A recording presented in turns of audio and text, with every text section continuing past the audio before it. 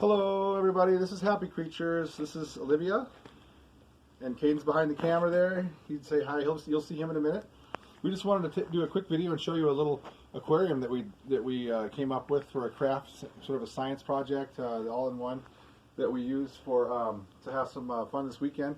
And we did all of it, and you can see we have an example of one of the tanks right here.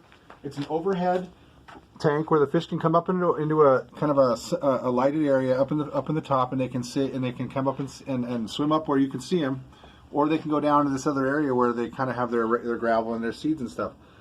Now, okay guys, don't mess with the camera too much. Now. Easy does it. Now, here's what we did. These are all from Dollar Tree. This is a $1. You get the lid and this little Tupperware for $1, a Tupperware type thing for $1. And then you get this little candy jar for $1, and that's what we incorporated into our tank. You can also use something like this, which is a little plastic dog food holder type deal. That would work as well. It has the same parameters. And I'm quickly going to go over a simple way that we devised to make this. And I'm not going to do it physically in front of you because it's hard to record and do one of these things at the same time and concentrate when you're doing things that are with heat and things. But what we did basically is we made this little deal. And what this is kind of a roughly what we did is we found a diameter that's about the same as one of these jars. See, like this. So it's just about the same. And then what we did is we stuck it on our little camp stove here until it started to turn red. And we had the other thing you're going to want to get from the dollar store for this one is one of these heat pad things right here. You need to back up a little bit. I don't see how I'm even in the camera shot.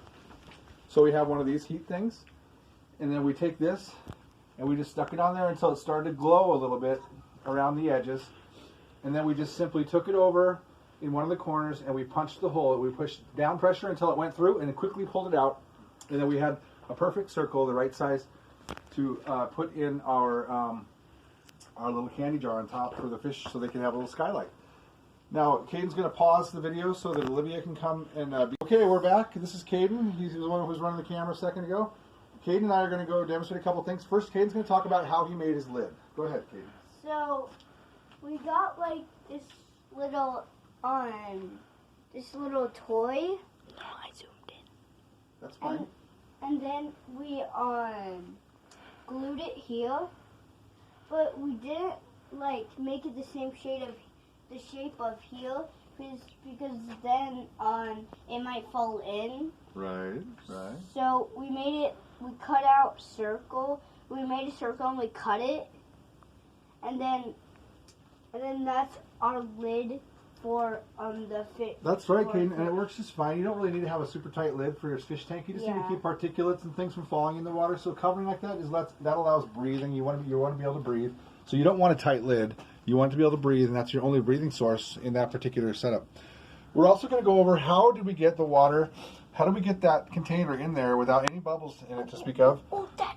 Sure, go ahead, talk up. What do you need? Caden has something else he wants to say. Go ahead, Caden. So to make this, we got this plastic. I'll show you while he talks about it. So when we made again, this is from Dollar Tree. This is part of the bag we brought home the stuff with. We got this. We cut it. We fill this full of water first, don't we? Yeah, and we fill it full. That's right. And we put it on top of here. Then how did you put this? Just demonstrate for them. We're not going to do it in real. We put it on top of here. That's right. And we get a zip tie. That's right. And we put it around it. Right.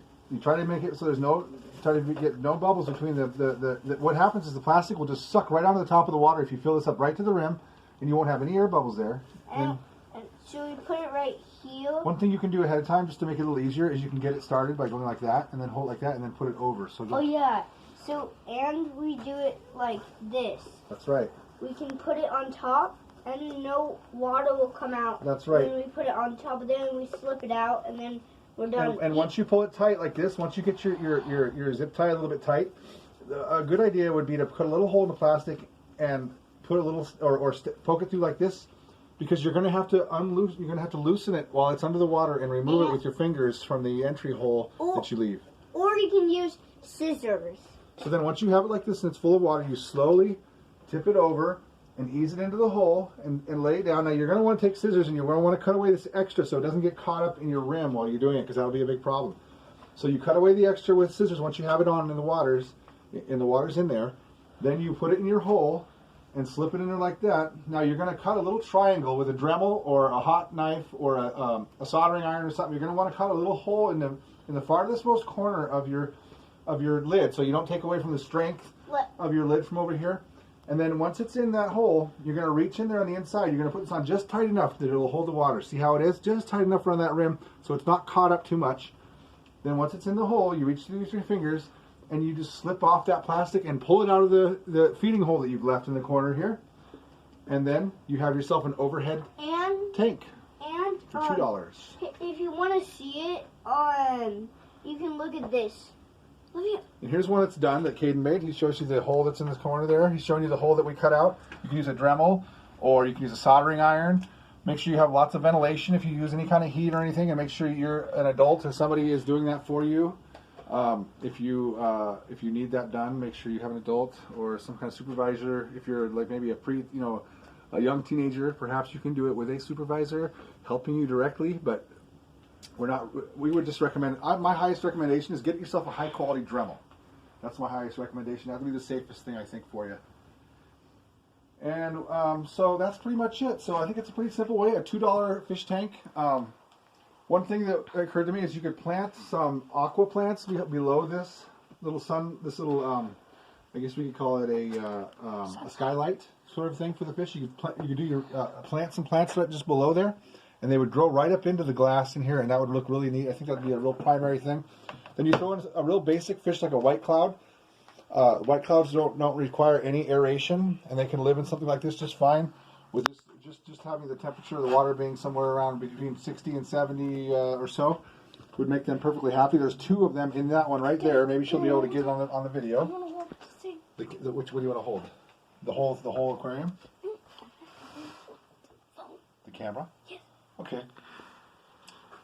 And at the beginning of this video, you'll see that we showed you one where we showed you one we made yesterday that has a little baby betta in it that swims right up into the top, and it's really neat. It's a lot of fun, and especially once the plants grow up into that skylight, I think it's going to be like a really great conversation piece, really entertaining, and it's like a science project. There's so many different things that are involved with these, in terms of the pressure holding the water above, the surface tension.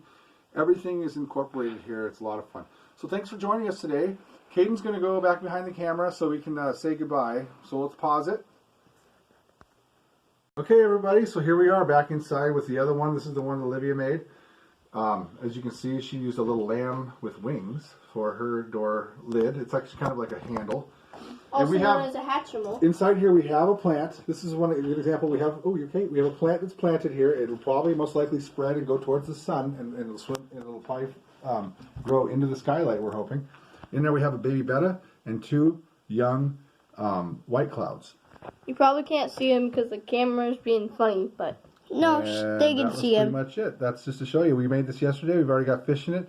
Or when I started off the video, I caught the betta up in the top there, swimming around just to demonstrate that. I had to take a quick video. That's why there's no audio with that, but it demonstrates that the fish are comfortable going up there and they really enjoy it.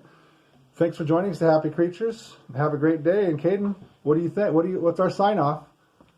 Give us our sign off, Caden. Bye, meanies. Bye, meanies. Everybody together. Bye, meanies.